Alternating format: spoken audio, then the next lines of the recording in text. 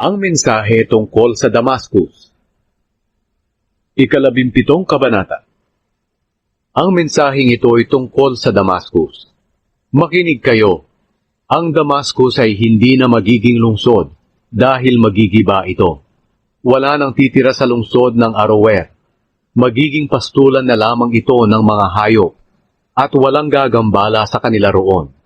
Mawawasak ang mga napapadirang mga lungsod ng Israel at mawawala ang kapangyarihan ng Damascus. Ang sasapitin ng mga matitira sa Aram ay katulad ng sinapit ng mga taga-Israel. Ako ang Panginoong makapangyarihan ang nagsasabi nito.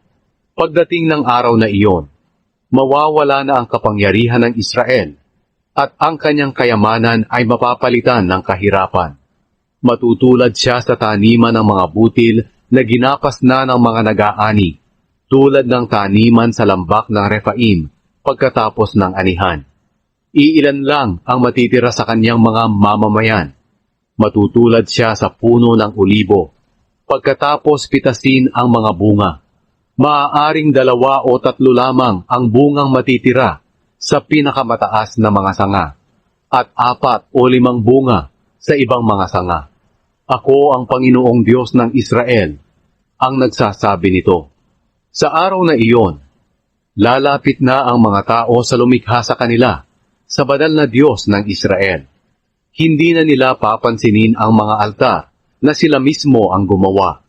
Hindi na rin nila papansinin ang mga posteng simbolo ng Diyosang si Asyera, pati ang mga altar na pinagsusunugan nila ng insenso, na gawa rin lang ng kanilang mga kamay.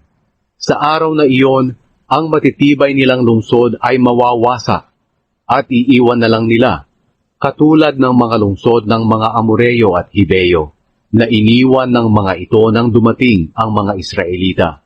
Kinalimutan ninyo ang Diyos na inyong tagapagligtas at bato na kandungan.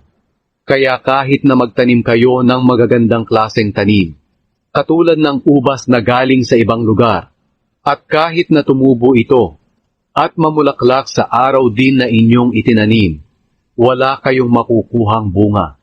Nagpagod lang kayo at naghirap. Tingnan nyo, nagkakagulo ang napakaraming tao mula sa mga bansa. Ang ingay nila ay parang ugong ng malalaking alon. Pero kahit nakatulad sila ng malalaking alon na umuugong, tatakas sila kapag sinaway sila ng Diyos.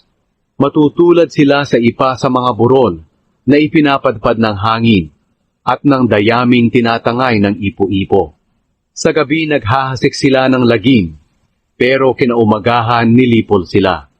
Iyan ang mangyayari sa mga sumasalakay sa atin at mananamsam ng mga ari-arian natin.